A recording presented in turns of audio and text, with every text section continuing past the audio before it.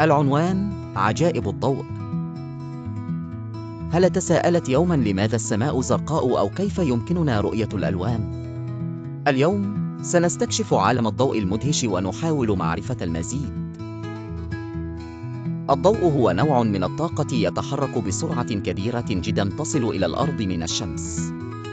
إنه يشبه صديقاً نراه كل يوم، لكن لا يمكننا الإمساك به أو شمه.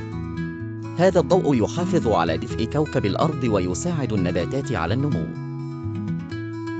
هل تعجبك ألوان قوس قزح؟ إنها مزيج من ألوان الضوء التي يمكن رؤيتها عند انحناء الضوء عبر قطرات الماء في السماء. لذلك، عندما تمطر وتجف الشمس، يظهر قوس قزح الجميل. الآن، دعونا نتحدث عن السماء الزرقاء. إن اللون الأزرق هو أحد ألوان الضوء، ولكنه يتشتت بسهولة في السماء بسبب جزيئات الهواء، لهذا نرى السماء تبدو زرقاء معظم الوقت. في المساء، نصبح مثل رسامي الطبيعة الذين يغيرون لوحاتهم، يختفي اللون الأزرق ويأتي اللون الأحمر والبرتقالي والأرجواني.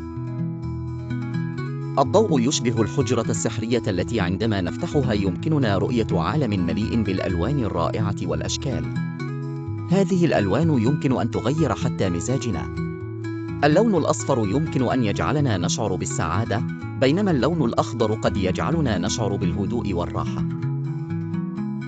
إذن في المرة القادمة التي تنظر فيها إلى السماء، أو ترى قوس قزح، تذكر عجائب الضوء وكيف يجعل العالم مكاناً جميلاً للعيش والاستكشاف.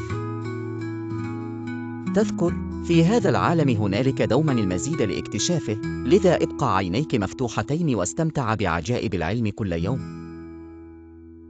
إذا أعجبكم الفيديو، لا تنسوا الضغط على زر الإعجاب والاشتراك في القناة، سبسكرايب، وتفعيل جرس التنبيهات ليوصلكم كل جديد. شكراً لدعمكم المستمر، وتعليقاتكم تشجعنا على تقديم المزيد.